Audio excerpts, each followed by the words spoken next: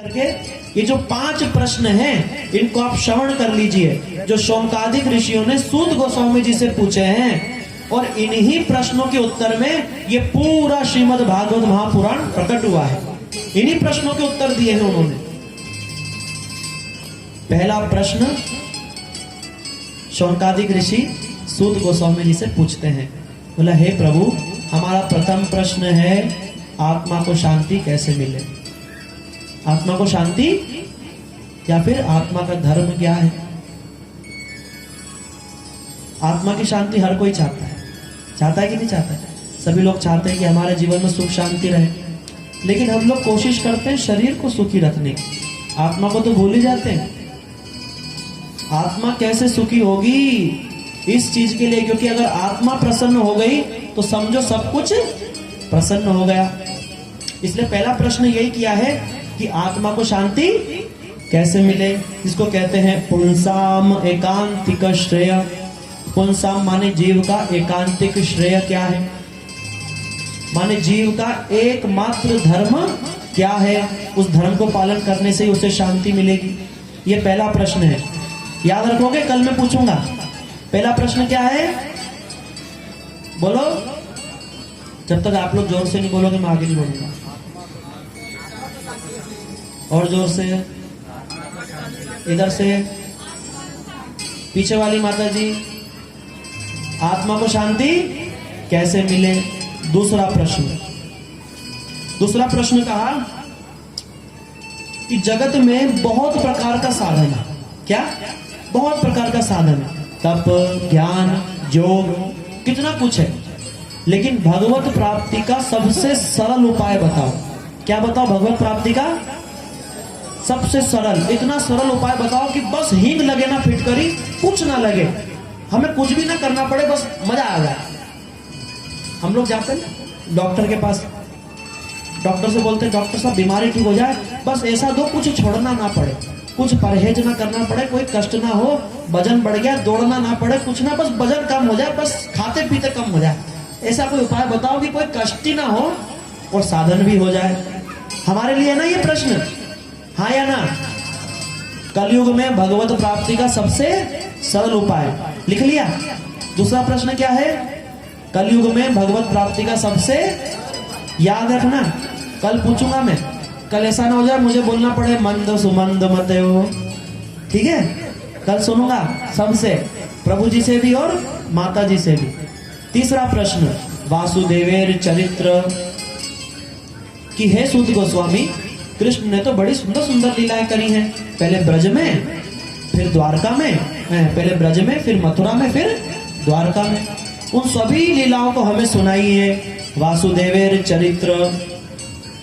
चौथा प्रश्न किया भगवान के अवतारों की कथा, भगवान के अवतारों की कथा। देखो कृष्ण एक होने पर भी 3 हैं, कितने हैं? वैसे तो कृष्ण एक ही है, लेकिन रस की दृष्टि से 3 हैं। कैसे? जब कृष्ण ब्रज में होते हैं तो कृष्ण गैया चराते हैं, रास रचाते हैं, बंसी बजाते हैं, माखन चुराते हैं, ऐसे उल्टे पुल्टे काम करते हैं, ऐसे छोटे बच्चे करते हैं, एकदम साधारण मनुष्य की तरह। उसमें जो आनंद है, जब कृष्ण मथुरा जाके राजा बन जाते हैं उसमें फिर इतना आनंद नहीं है।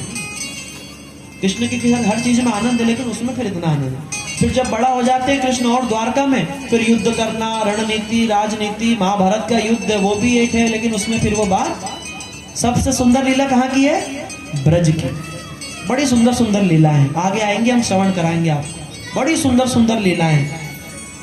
इसलिए उन्होंने कहा कि हमें तीनों ही चरित्र सुनाओ, कृष्ण की ब्रज की लीला भी, मथुरा की लीला भी और द्वारका की लीला भी। फिर बाद में बोला कि हमें भगवान के सारे अवतारों की भी कथा सुनाओ, क्योंकि कृष्ण अवतारी हैं और सारे अवतार कृष्ण से ही आते हैं। यहाँ बड़े बड़े लोग धोखा खा जाते हैं, यहाँ पे बड़े बड़े लोग भागवत पढ़ते हैं, श्रीमद् भागवत पढ़ते हैं, उपनिषद पढ़ते हैं, वेद पढ़ते हैं, लेकिन केवल इतनी सी बात नहीं समझ पाते कि कृष्ण अवतारी है और बाकी सब अवतार हैं। आगे चल के जो अवतारों की कथा आएगी तब वहां 24 अवतार बताएंगे, हाँ 24 अवतार बताएंगे, लेकिन अंत में बोलेंगे कृष्णस्तु भगवान स्वयं। सुखदेव गोस्वामी बोले कि हे परीक्षित, जितने अवतार मैंने आपको सुना दिए, कोई भगवान का अंश है, कोई कला है, कोई ये है, कोई उनका ज्ञान आवेश है, कोई शक्तावेश है, लेकिन जो ये कृष्ण है ये स्वयं भगवान है। कृष्ण कौन है? स्वयं भगवान है। कृष्ण से ही सारे अवतार आते हैं, नरसिंह, वामन, परशुराम, हैं सारे अवतार, राम, बलराम, कल्कि, बुद्ध, दशम अवतार, सुना दश अवतार, ये सब कृष्ण से ही आते हैं, इसलिए कृष्ण अवतारी हैं। लेकिन फिर भी उन्होंने अपना जो चौथा प्रश्न पूछा कि कृष्ण की कथा तो हमने पहले ही बोल दिया सुनाओ, लेकिन सारे अवतारों की कथा भी सुनाओ। इसलिए चौथा प्रश्न क्या है? भगवान के अवतारों की कथा सुनाओ, क्योंकि कृष्ण ने बड़ी सुंदर सुंदर अवतार लिए हैं। नरसिंह अवतार, बड़ी सुंदर प्रहलाद महाराज जी की कथा है? और बराह अवतार, जिसमें शुकर का रूप लेकर के हिरण्याक्ष को मारा है। बहुत सारे अवतार, ये संकादिक, नारद आदि भी सब भगवान के अवतार है, वेद व्यास आदि भी सब भगवान के अवतार, शक्तावेश अवतार। इन सभी अवतारों की कथा सुनना चाहते हैं? ये कौन? शौनकादिक ऋषि। पांचवा प्रश्न पूछा, भगवान की वीर्यवती, भगवान की यश कथा सुनाओ, औदार्य और यश लीला, भगवान की ऐसी लीला सुनाओ जिससे यह सिद्ध हो जाए कि जगत में सर्वश्रेष्ठ देवता अगर कोई है तो भगवान श्याम सुंदर हैं। भगवान की यश और औदार्य लीला को श्रवण करा। पांचवा प्रश्न कौन है? बताओ, पांचवा प्रश्न बताओ, कौन बताएगा? बोलो बोलो, जोर से बोलो। भगवान, भगवान आप बोलो, शिशुपाल जी बोलो। देखा, पकड़े गए। भगवान की बहुत सुंदर, जो बोल रहे हैं इनके लिए और ये माता जी के लिए जोर से ताली बजाओ। कम से कम जो ध्यान से सुन रहे हैं उनका तो उत्साह बढ़े। आप लोग ध्यान से सुनो, मैं बार बार कह रहा हूँ, फिर से दोहरा देता हूँ। पहला प्रश्न, आत्मा को शांति कैसे मिले। दूसरा प्रश्न, कलयुग में भगवत प्राप्ति का सरल उपाय। तीसरा प्रश्न, वासुदेव की कथा। चौथा प्रश्न बोला, भगवान के अवतारों की कथा सुनाओ। पांचवा प्रश्न बोला, भगवान के औदार्य और यश लीला सुनाओ। और छठा प्रश्न जो है, ये 6 प्रश्न पूछे हैं। छठा प्रश्न पूछा, कृष्ण के स्वधाम जाने के बाद में धर्म ने कहा आश्रय लिया। धर्म ने कहा, जब कृष्ण स्वधाम चले गए, जब धर्म ने किसकी शरण ली। 6 के 6 प्रश्न सुन लिए। कल मैं एक एक को खड़ा करके पूछूंगा, जो बताएगा उसे मिलेगा इनाम, ठीक है? क्या? तीसरा प्रश्न, भगवान की वासुदेव चरित्र, कृष्ण की लीलाएं, है मथुरा द्वारका, ये सब समझ में आ गया? ये 6 प्रश्न है। हाँ बोलो। चौथा प्रश्न, चौथा प्रश्न है भगवान के अवतारों की कथा, नरसिंह, वामन आदि, ठीक है? और किसी को पूछना है? नहीं ना? ठीक है, ध्यान से सुनो। कोई बात नहीं, कल नहीं भी बता पाओगे तो दूसरे को सुन करके चीटिंग करके बोल देना। ठीक है? बस हम चाहते हैं कि आप लोग सब ध्यान से कथा को सुनो, क्योंकि इन्हीं प्रश्नों के उत्तर में तो पूरा भागवत आई है ना। जब हमें प्रश्न ही नहीं पता होंगे तो फिर कैसे पता चलेगा? इसीलिए ये सारे प्रश्नों को जब सुना सूत गोस्वामी जी ने तो अत्यंत प्रसन्न हो गए, अत्यंत प्रसन्न। बताओ, गुरु कब प्रसन्न होगा? जब शिष्य इस प्रकार का प्रश्न करेगा कि आत्मा को शांति कैसे मिलेगी। लेकिन हम लोग का क्या प्रश्न करते हैं? हमारी नौकरी कब लगेगी? शिष्य को प्रश्न पूछना चाहिए कि भगवान के अवतारों की कथा सुनाओ। और हम लोग जाकर के गुरु जी से क्या प्रश्न करते हैं? बोला हमारा संसार कैसे बढ़ेगा, इसकी कथा सुनाओ। ठीक बात है ना? लेकिन कोई बात नहीं, गुरु जी तो हर चीज श्रवण करते हैं, हर चीज को उपाय बताते हैं। इसीलिए इस प्रकार के जब प्रश्न को सुना तो यहाँ पर बड़े ही प्रसन्न सूत गोस्वामी हो गए हैं कि वास्तव में ये शिष्य हैं, इन्होंने जीव कल्याण के लिए प्रश्न पूछा है। जीव मात्र के लिए, समस्त पृथ्वी में जितने भी जीव हैं उनको इन प्रश्नों के उत्तर में शांति मिल जाएगी, भगवत प्राप्ति मिल जाएगी। इसलिए सूत गोस्वामी बड़े प्रसन्न होकर के बोले, इति संप्रश्न संपृष्टो विप्राणाम रौनम हर्षणि प्रति पूज्य वचस्तेषाम प्रवक्तुम उपक्रमे। बड़े प्रसन्न हो गए। बोला शौनकादि को मुझे बड़ी प्रसन्नता है कि तुमने ये प्रश्न पूछे। इसलिए आज हमने क्या जाना? आज की कथा में हमने समझा कि किस प्रकार कथा जो है वो शांति प्रदान करने वाली है और भगवान को दर्शन करा देने वाली है। सर्वश्रेष्ठ रूप में भगवान की भक्ति करने वाली गोपी हैं। भगवान की सेवा करने से, ठाकुर जी की घर में सेवा करने से ठाकुर जी हमारी सेवा को ग्रहण करते हैं। इसलिए हम सबसे, आप सबसे निवेदन करते हैं कि अपने अपने घर में ठाकुर जी को रखिए, ठाकुर जी को भोग लगा करके प्रसाद पाइए, लहसुन प्याज मत खाइए। मैंने सुना है आप लोग सब प्रायः यादव हैं, ठीक बात है ना? यादव का गांव है ना ये, ज्यादा करके यादव लोग हैं आप। तो यादव माने यदुवंशी, कृष्ण के वंशज हो आप कृष्ण का भजन नहीं करोगे तो कौन करेगा? आप ही तो करेंगे ना। और कृष्ण का भजन करने के लिए ज्यादा कुछ नहीं चाहिए, केवल भगवान का नाम लेना ही भक्ति है। थोड़ा सा कीर्तन में नाच लिए भक्ति हो गई, थोड़ा सा कुछ कर दिया भक्ति हो गई, बड़ी आसान है। लेकिन बस थोड़ी सी चीज छोड़नी है, बस मांस मछली लहसुन प्याज छोड़ना है बस।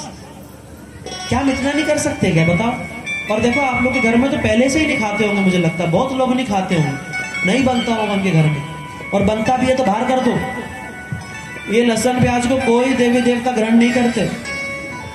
देखो अभी कुछ दिन में नवरात्रे आने वाले हैं, मेरे ख्याल है 13 तारीख से, हाँ नवरात्रे आने वाले हैं। बड़ा शुभ है, अगर भागवत कथा के अंदर जन्माष्टमी आ जाए, रामनवमी आ जाए, एकादशी आ जाए, नवरात्रे आ जाए, बड़ा शुभ है, बहुत शुभ है। पता नहीं ये जानबूझ करके हुआ या अनजाने में ही हो गया, लेकिन कथा के बीच में नवरात्रि आना बहुत शुभ है।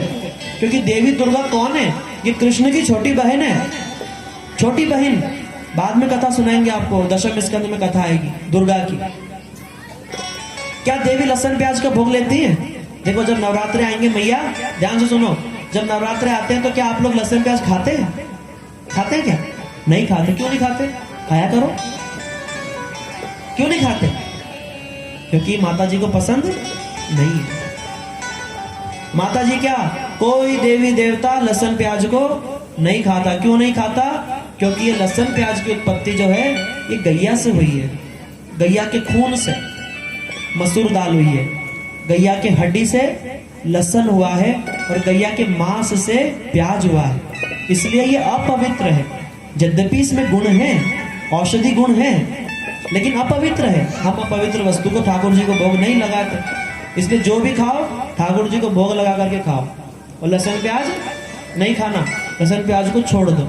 सोचो लहसुन प्याज को छोड़ने से कृष्ण मिलते हैं तो कितना सस्ता सौदा है। सस्ता ही तो है सौदा। अरे लोग घर बार छोड़ देते, लोग पत्नी बच्चे सास ससुर सब छोड़ देते, जाकर के जंगल में भजन करते, खाना पीना हवा पानी सब रोक देते, और तुम्हें क्या करना? सिर्फ लहसुन प्याज छोड़ो। इतनी छोटी सी चीज को छोड़ो, लहसुन प्याज छोड़ो, भगवान का भजन करो, नाम करो, और ठाकुर जी को भोग लगा करके पाओ। और एक व्रत धारण करो, एक व्रत अपने जीवन में। हम लोग सोमवार मंगलवार बुधवार रविवार करते हैं ना, इतने सारे व्रतों का कहीं वर्णन नहीं है शास्त्रों में। पूरी भागवत उठा करके पढ़ लो, कहीं सब व्रतों का वर्णन नहीं है। भागवत में केवल एक ही उपवास का वर्णन है, और वो है एकादशी। क्या है? जोर से बोलिए, एकादशी। केवल एकादशी का वर्णन है। ये एकादशी समस्त व्रतों की मां है, क्योंकि एकादशी नहीं, स्वयं तिथि के रूप में कृष्ण प्रकट हो जाते हैं इस दिन ज्यादा से ज्यादा भजन करना है, माला करना, भूखे रह सकते तो भूखे रहना, नहीं तो भोग लगा करके ठाकुर जी को फलादि पाओ, कोई दिक्कत नहीं, लेकिन अन्न नहीं पाना। एकादशी के अंदर अन्न में गौ हत्या, ब्रह्म हत्या, भ्रूण हत्या, मातृ हत्या, पितृ हत्या, सब पाप अन्न में है एकादशी के दिन। इसलिए आप सबसे हाथ जोड़ के प्रार्थना है, हमारे जीवन में उन्नति इसलिए नहीं हो रही है क्योंकि हम एकादशी नहीं रखते। जितना पुण्य करते हैं वो एकादशी के दिन अन्न खाने पर सारा निकल जाता है, बल्कि पाप चढ़ जाता है। इसलिए एकादशी के दिन अन्न नहीं खाओ। क्या खाओ? फल पा लो, कुट्टू खा लो, दूध पी लो, मिठाई खा लो, दुनिया भर की चीजें कुछ कुछ खा लो, लेकिन अन्न मत खाओ। केवल एकादशी व्रत किया ना तो समस्त व्रत का फल मिल जाए। समस्त व्रत का फल एकादशी में है। देखो जब नंद बाबा को कृष्ण का जन्म नहीं हो रहा था, नंद बाबा बूढ़े हो गए, यशोदा मैया बूढ़ी हो गई, कोई बालक नहीं था, तब कौन सा व्रत किया? कोई सोमवार मंगलवार नहीं किया, केवल एक ही व्रत का वर्णन है, पुत्रदा एकादशी। कौन सा व्रत किया? कई प्रकार की एकादशी है, पुत्रदा एकादशी, अन्नदा, कीर्तिदा, कितनी प्रकार की एकादशी है, बहुत प्रकार की एकादशी है। षटतिला, पांडवा निर्जला एकादशी। पुत्रदा एकादशी कोई करेगा तो उसे पुत्र नहीं है तो पुत्र की प्राप्ति हो जाएगी। और कामदा एकादशी, अगर कोई मन में कामना है उसे पूर्ण कर देगी, ऐसी तिथि एकादशी। इसलिए केवल आपको ये 3-4 काम करने हैं। केवल लहसुन प्याज छोड़ के जो भी बनाओ ठाकुर जी को भोग लगा के पाओ, एकादशी व्रत करो और भगवान का नाम करो। बस ये 3 चीज लेनी है और वो 3-4 चीज छोड़नी है। बहुत कठिन लग रहा है क्या? किसको कठिन लगा हाथ खड़ा करो। बहुत कठिन लग रहा है, कठिन लग रहा मैया? आसान किसको लगा हाथ खड़ा करो कि हाँ आसान है, बहुत आसान है भगवान की भक्ति। आधे लोगों ने नहीं किया। जोर से हाथ खड़ा करो, मौका बार बार नहीं मिलता। आप लोग जीवन में संकल्प लो कि गुरु जी से हरिनाम लेकर के जो खाएंगे ठाकुर को भोग लगा करके खाएंगे। ठाकुर जी हमारे इष्ट हैं, यादव कृष्ण हैं, उन्हीं को भोग लगा करके जो वो पाएंगे वही हम पाएंगे। ठीक है, एकादशी व्रत को करेंगे, देखना जीवन में सुख शांति और समृद्धि अवश्य ही आ जाएगी। बोलो श्रीमद् भागवत महापुराण की, और जोर से बोलिए बोलो वृंदावन बिहारी लाल।